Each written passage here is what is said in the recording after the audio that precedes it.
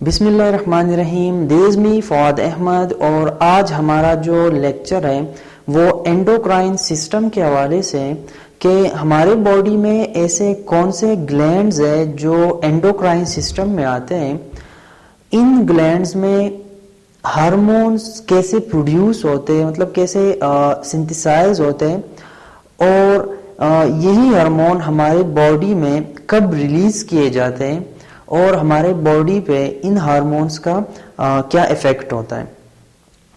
तो endocrine system असल में एक केमिकल मैसेंजर सिस्टम होता है जिसमें मुख्तलिफ किस्म के हार्मोन्स रिलीज होते हैं हमारे इंटरनल ऑर्गन से और डायरेक्टली ये हार्मोन जो होते हैं हमारे सर्कुलेटरी सिस्टम के साथ इनका लिंक होता है। अब वो कौन से ग्लैंड्स है, तो हमारे बॉडी में फर्स्ट जो आता है ग्लैंड्स ऑफ एंडोक्राइन सिस्टम, वो हमारे पास है हाइपोथैलेमस।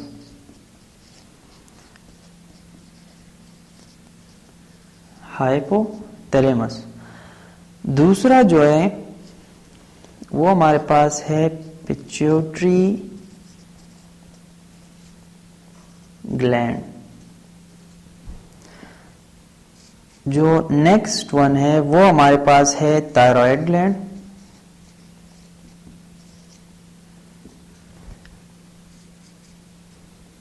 इसके बाद है पैराथायराइड ग्लैंड।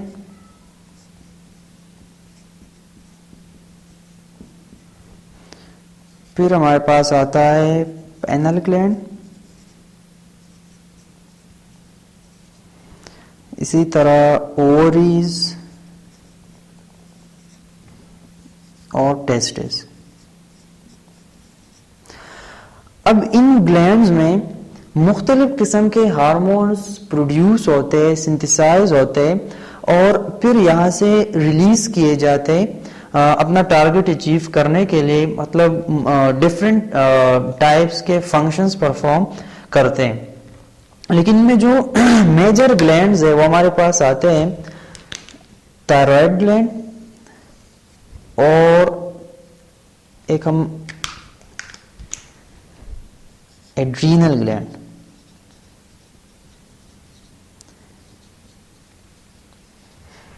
तो जो थायराइड ग्लैंड और एड्रीनल ग्लैंड है ये हमारे पास एंडोक्राइन सिस्टम में मेजर ग्लैंड्स कहलाए जाते हैं।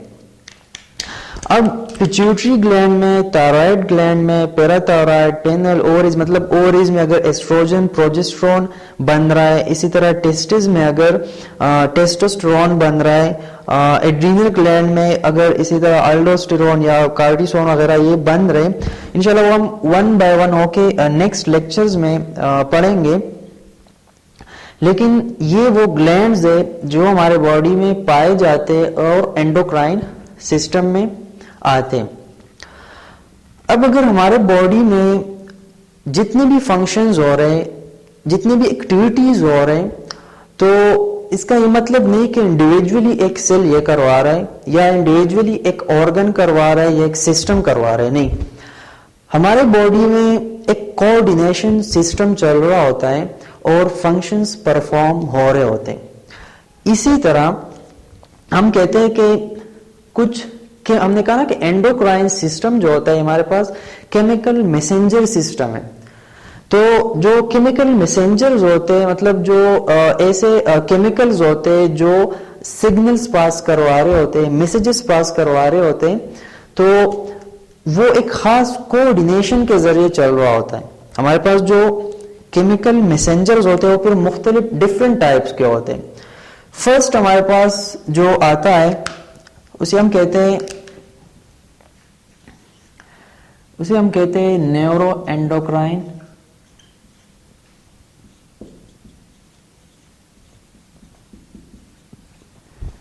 सेकंड जो है वो हमारे पास है एंडोक्राइन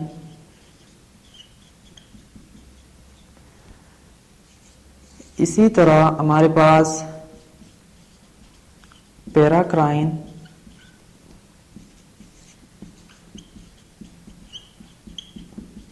ऑटोक्राइन,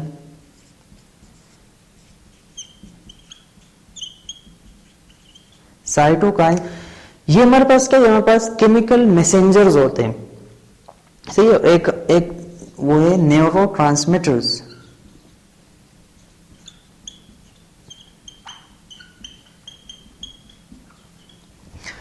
ये हमारे पास केमिकल मैसेंजर्स होते हैं, और इन्हीं मैसेंजर्स के जरिए क्या हो रहा होता है, ये कोऑर्डिनेट हो रहे होते हैं, अपने दरमियान कोऑर्डिनेशन रख रहे होते हैं, और मुख्तलिफ किस्म के फंक्शंस जो है ना हमारे बॉडी में चल रहे होते हैं। अब इसमें अगर ये न्यूरो एंडोक्राइन है, तो न्यूरो एंडोक्राइन हमारे पास जो न्यूरॉन्स होता है वहां से ये हार्मोन्स रिलीज होंगे हमारे न्यूरॉन से, और डायरेक्टली हमारे ब्लड स्ट्रीम में शामिल होते हैं।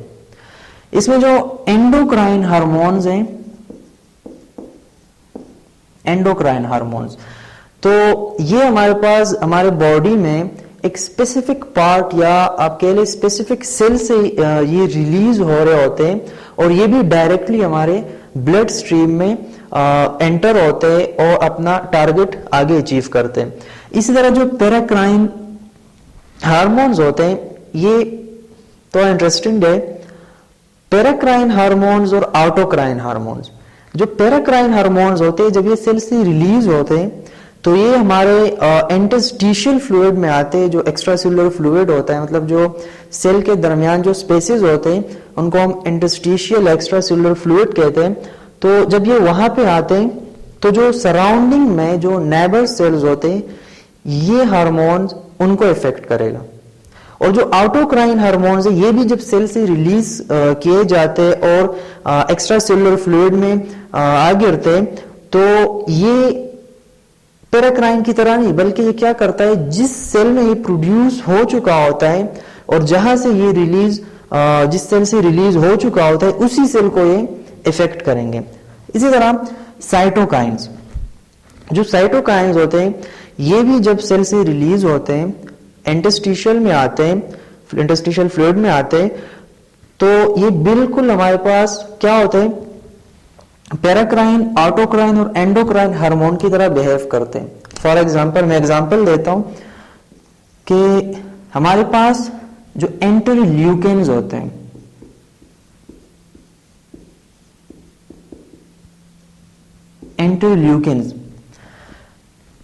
इंटरल्यूकेन्स जब रिलीज होते हैं सेल से, हमारे जो टी सेल है जिसे हम हेल्पर सेल कहते हैं, जब वहां से ये रिलीज होते हैं तो ये क्या करेंगे, हमारे इम्यून सिस्टम को इफेक्ट करेंगे, सही है। तो ये भी बिल्कुल ऑटोक्राइन, पैराक्राइन, एंडोक्राइन की तरह ये अपने फंक्शंस परफॉर्म करते हैं। और जो लास्ट वन है जिसे हम कहते हैं न्यूरोट्रांसमीटर, तो जो न्यूरोट्रांसमीटर्स होते हैं, न्यूरॉन में जो एक्सॉन टर्मिनल होता है वहां से ये रिलीज होते हैं, कहां पे, साइनेप्टिक जंक्शन में। हमारे पास साइनेप्टिक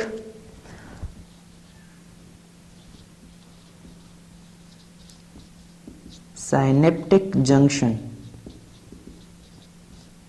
साइनेप्टिक जंक्शन यानी न्यूरॉन का जो एक्सॉन टर्मिनल होता है और दूसरे न्यूरॉन का जो डेंड्राइट्स होते हैं, उनके दरमियान जो स्पेस होता है उसे हम कहते हैं साइनेप्टिक जंक्शन। तो ये न्यूरोट्रांसमीटर्स जो है ये वहां रिलीज होते हैं और फिर आगे दूसरे न्यूरॉन को अपना मैसेज पास करते हैं। और हार्मोन, हमने कहा था ना कि endocrine system is a chemical messenger system, तो हमारे पास जितने भी हार्मोन्स हैं वो हमारे पास क्या है, केमिकल्स हैं।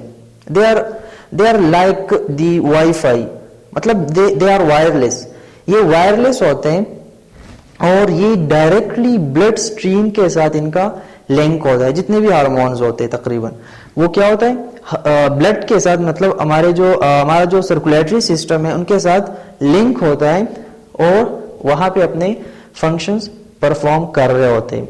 इंशाल्लाह नेक्स्ट लेक्चर में ये तो सिर्फ इंट्रोडक्शन ही है, नेक्स्ट लेक्चर में हम इंशाल्लाह जो हार्मोन का केमिकल स्ट्रक्चर है वो डिस्कस करेंगे।